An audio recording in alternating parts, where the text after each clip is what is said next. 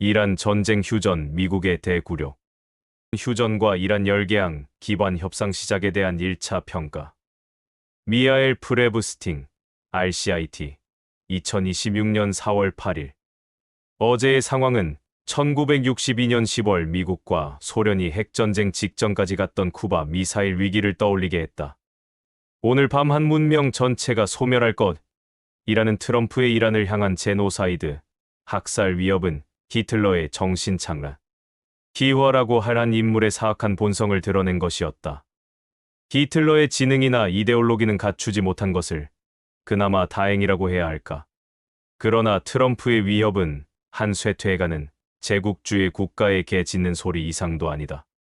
이란에 대한 융단 폭격과 핵무기 공격 대신 트럼프는 갑자기 2주간의 휴전 파키스탄 협상단에 따르면 레바논도 포함과 이란의 열개항 제안에 기반한 협상 개시에 합의했다. 이 제안에는 다음과 같은 내용이 포함되어 있다. 불가침에 대한 기본적 약속, 호르무즈 해협에 대한 이란의 지속적인 통제, 우라늄 농축 수용, 모든 1차 및 2차 제재 해제, 모든 유엔 안전보장이사회 및 국제에너지기구 IAEA 이사회 결의안 철회, 이란에 대한 배상, 해당 지역에서 미군 전투 병력 철수, 레바논 내 이슬람 저항 세력에 대한 공격을 포함한 모든 전선에서의 전쟁 중단. 나아가 휴전 협정에는 이란이 계속 호르무즈 해협을 통제하고 해협을 통과하는 선박으로부터 통행료를 징수하는 것을 트럼프가 받아들여야 한다는 내용도 포함되어 있다. 물론 테헤란은 협상에서 양보하지 않을 수 없을 것이며 또다시 뒤통수 치는 트럼프와 네타냐후의 사보타주 가능성도 배제할 수 없다. 그럼에도 미국 시온주의 야수에게 그러한 양보를 강제해낸 것은 굴욕적인 패배를 안긴 것이며 이란 인민에게 영광스러운 승리다에 무엇이 휴전을 강제했나? 이란 전쟁의 이러한 극적 전환은 어떻게 설명할 수 있을까? 우리가 다른 곳에서 지적했듯이 트럼프는 두 가지 주요 요인의 압력하에 전략적 계획 없이 이 전쟁에 뛰어들었다. 한편으로는 네타냐후와 시온주의 로비가 트럼프를 교묘하게 조종했고 다른 한편으로는 앱스타인 스캔들, IC 테러, 전 세계를 상대로 한 자멸적인 관세, 전쟁 등으로 심각하게 손상된 대통령직 위기를 작지만 성공적인 전쟁으로 돌파하겠다는 필사적인 몸부림에 의해 이끌렸다. 실제로 이 전쟁은 세계 패권국 지위에서 한 발 물러나 서반구의 힘을 집중한다는 트럼프 정부 자신의 전략과 모순되는 것이었다. 3.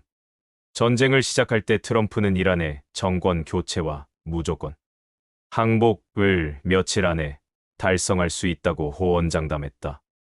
5주 뒤 이란 인민의 강고한 저항은 대사탄과 소사탄을 무릎 꿇게 했다. 미국 시온주의 야수가 수천 명을 죽이고 수많은 가옥과 학교, 다리를 파괴하고 440만 명의 이란인과 레바논인을 난민으로 만들 수 있을 만큼 우월한 군사 기술과 재정 자원을 가진 것은 사실이다. 그러나 복싱처럼 가장 세게 때리는 선수가 이기는 것이 아니라 더 많은 타격을 견뎌내는 선수가 이기는 것이다. 이란군은 이 전쟁에 준비를 잘 갖추고 있었고 모자이크 방어체계, 대중은 정권의 반동적 성격과 관계없이 테러주의 공격에 맞서 애국적 조국 방위로 집결했다. 미국 시온주의 공군은 이란의 군 장비 상당 부분을 파괴할 수 있었지만 항전을 패퇴시키는 데는 실패했다. 전쟁 내내 이란군은 매일같이 지역의 미군 기지와 이스라엘 및 미국의 걸프 동맹국들을 성공적으로 타격했다. 또 레바논에서 이스라엘 군대는 헤즈볼라의 조직적이고 효과적인 저항에 당황하는 기색이 역력했다.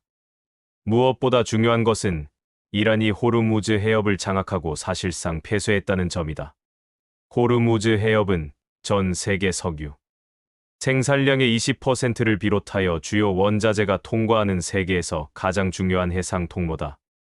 실제로 이란은 전쟁 기간 동안 이전보다 더 많은 석유를 판매하는 데 성공했고 동시에 다른 국가들에게 해협을 통과하는 모든 화물에 대해 100만 200만 달러의 통행료를 부과했다. 호르무즈 해협 봉쇄는 부수적으로 글로벌 에너지 위기를 비롯한 세계 경제 공황을 불러오는 효과도 과시했다. 국제에너지기구 IEA 수장은 이번 위기는 1973년, 1979년, 2022년의 위기보다 더 심각하다고 말했다. 트럼프가 이란을 대량 학살로 위협할 수는 있었지만 이란이 지역 전체와 세계 경제, 미국 포함의 파괴적인 결과를 가져올 만큼 맹렬하게 보복할 것이라는 점은 감히 예상치 못한 것으로 보인다. 더욱이 미국의 패권국 위상 실추, 이라크와 아프가니스탄에서의 패배, 그리고 여기에 더해 트럼프 정부에 대한 극심한 반감 등으로 인해 이 전쟁은 처음부터 시온주의 세력을 제외한 전 세계는 말할 것도 없고 미국 주민 다수의 반대에 부딪혔다.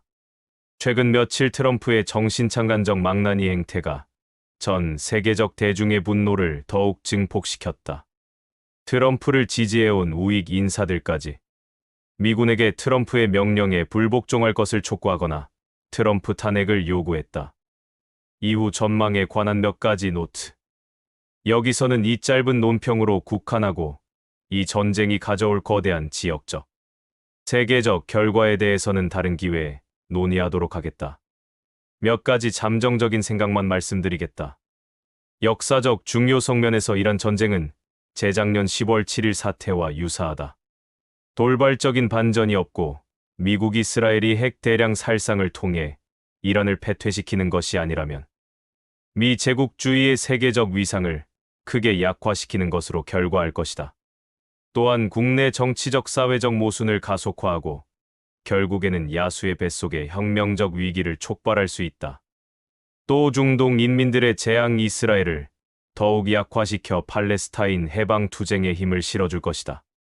나아가 반동 아랍 정권들에 대한 불신을 더욱 가중시켜 대중이 독재와 폭정에 맞서 봉기하도록 부추길 것이며 2011년에 시작된 아랍 혁명에 또 다른 물결이 일어날 가능성을 열어줄 것이다. 미국과 유럽 제국주의 간의 분열도 더욱 심화될 것이다. 한편 단연간 이란과 동맹을 맺어온 러시아와 중국 제국주의를 강화하는 결과도 가져올 것이다.